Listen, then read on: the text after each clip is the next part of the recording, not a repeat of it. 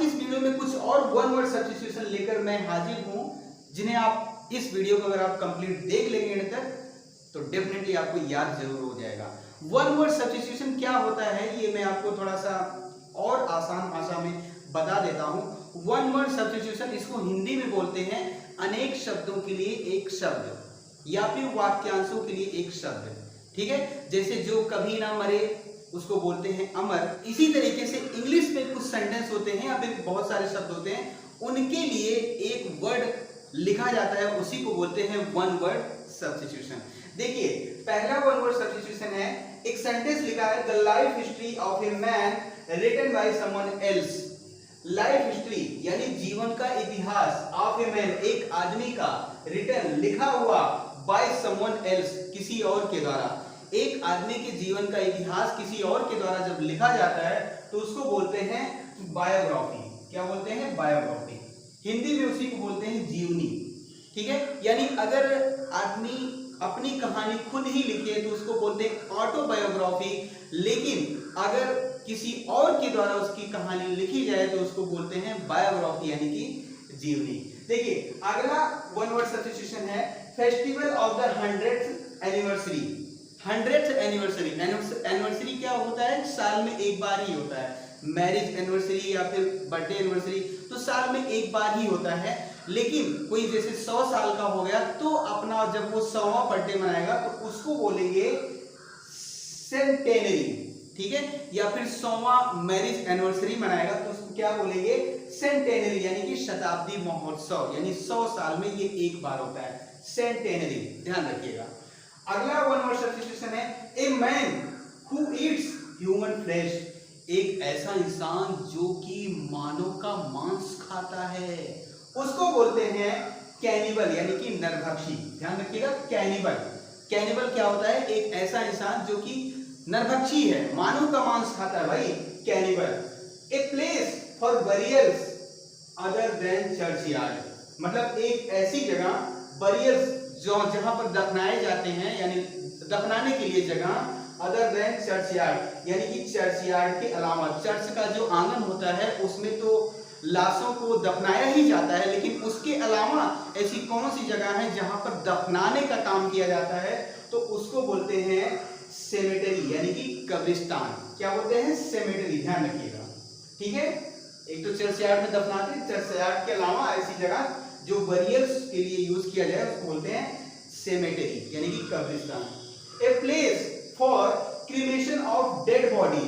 Dead body यानी मरे हुए, यानी जो डेड बॉडी होती है, मृत शरीर को डिस्पोज करने के लिए, क्रीमेशन जलाने के लिए, डिस्पोज करने के लिए, नष्ट करने के लिए जो जगह होती है उसको बोलते हैं crematorium.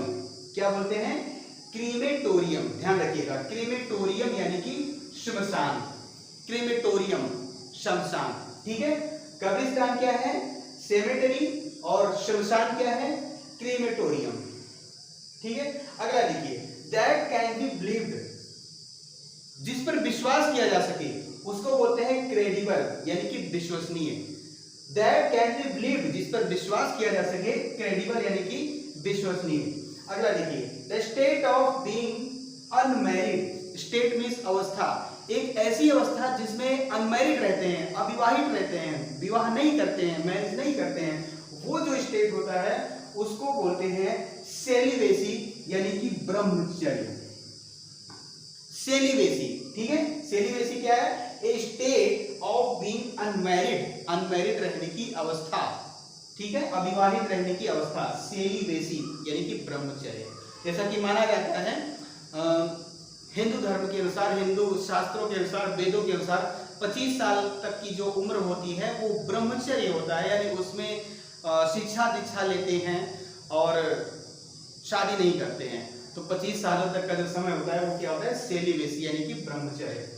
A government of the people, by the people and for the people. ठीक है, एक ऐसा सरकार, एक ऐसी सरकार जो कि लोगों की हो, ऑफ द पीपल लोगों की हो, बाय द पीपल लोगों के द्वारा हो यानी जनता के द्वारा हो, एंड फॉर द पीपल और लोगों के लिए हो, उस सरकार को बोलते हैं डेमोक्रेसी यानी कि प्रजातंत्र। जैसा कि हमारा भारतीय संविधान, हमारा भारतीय संविधान प्रजातंत्र यानी डेमोक्रेसी पर ही आधारित है। जनता का शासन, जनता के द्वारा शासन, जनता के लिए शासन। ठीक है, जनता का शासन यानी जनता ही वोट देती है और फिर जनता के लिए ही शासन होता है और जनता के द्वारा ही हो गया क्योंकि जनता ही वोट देती है, जनता ही सरकार को चलाती है। अगर जनता चाहे तो सरकार गिरा भी सकती है और जनता चाहे तो सरकार बना भी सकती है। ठीक है, तो ये होता है क्या, डेमोक्रेसी। ठीक है, तो a government of the people, by the people and for the people, उसको बोलते हैं डेमोक्रेसी। ठीक है, article sent from one country to another, यानी अगर कोई भी चीज, कोई भी वस्तु, कोई भी आर्टिकल एक कंट्री से दूसरी कंट्री को सेंड किया जाता है, भेजा जाता है, तो उसको बोलते हैं एक्सपोर्ट यानी कि निर्यात। ठीक है, article sent from one country to another country, article एक कंट्री से दूसरे कंट्री को भेजा जाना, सेंड मींस होता है भेजना या भेजा जाना, क्या बोलते हैं उसको, एक्सपोर्ट। तो उम्मीद है आपको ये सारे वन वर्ड सब्स्टिट्यूशन बहुत ही अच्छी तरीके से समझ में आए होंगे और उम्मीद करता हूँ कि याद भी हो गया होगा। अगर आप ये वीडियो दोबारा से प्ले करके एक बार देख लेंगे, डेफिनेटली आपको याद हो जाएगा। अगर अभी याद नहीं हुआ तो कमेंट करके जरूर बताना कि ये वीडियो आपको कैसी लगी, अच्छी लगी हो तो लाइक करके अपने सभी दोस्तों में शेयर जरूर कर देना। और हाँ, चैनल पे नए हैं तो प्लीज चैनल को सब्सक्राइब जरूर करना। मिलते हैं अगली वीडियो में, तब तक के लिए जय हिंद, जय भारत।